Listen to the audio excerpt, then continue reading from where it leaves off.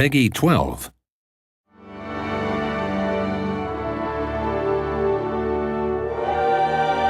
Welcome to the Spain and Inca Civilization DLC pack for Sid Meier'S Civilization 5. In this walkthrough, we'll show you two of the new civilizations in this expansion and give you a sneak peek at a new scenario, Conquest of the New World.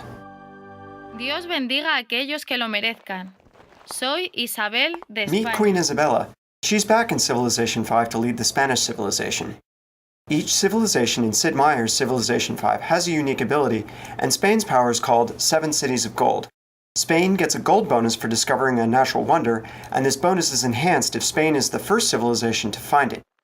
If you can bring the wonder into the borders of your empire, the bonus for these wonders are doubled.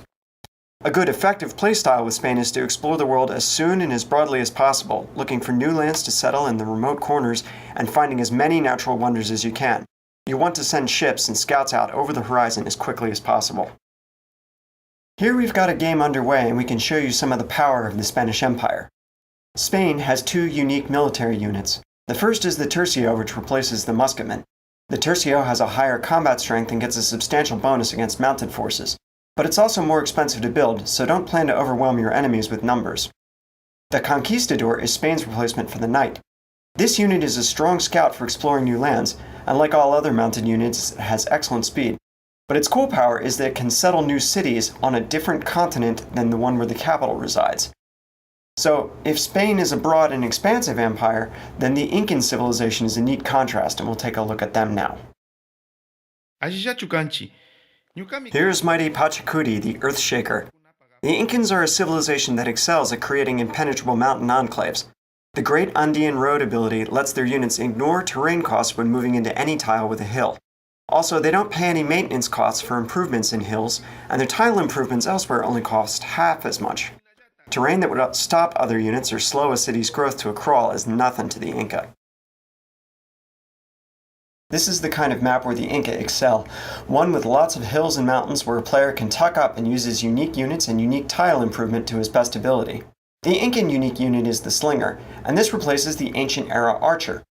A strong, early game ranged unit with fast movement on hills can be quite a headache for anyone who tries to take your cities without your permission, but you have to be careful. The Slinger is even more fragile in melee than a normal Archer.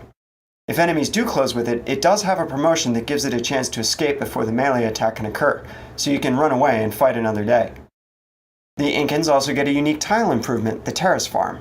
A Terrace Farm yields a food just like a regular farm, but it also gets extra food from each nearby mountain tile. This means your farms built near mountains can be almost as productive as farms built on the most fertile river valley tiles in the game. Your cities will grow faster than any other civilizations would be able to in this kind of terrain, and if you tuck up a terrace farm surrounded by mountains, it can produce a really huge amount of food. And it looks very cool too.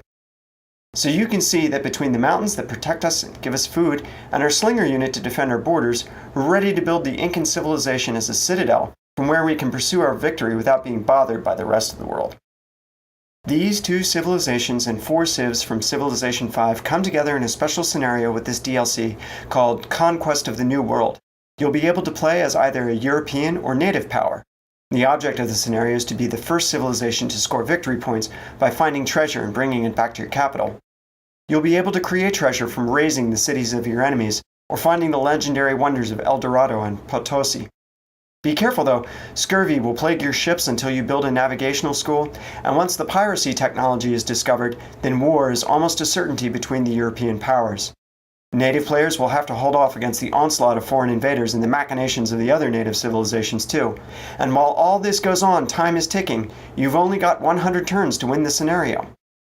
Thanks for taking a look at the Spain and Inca DLC walkthrough for Sid Meier'S Civilization 5. Good luck leading these civilizations on an epic journey to stand the test of time.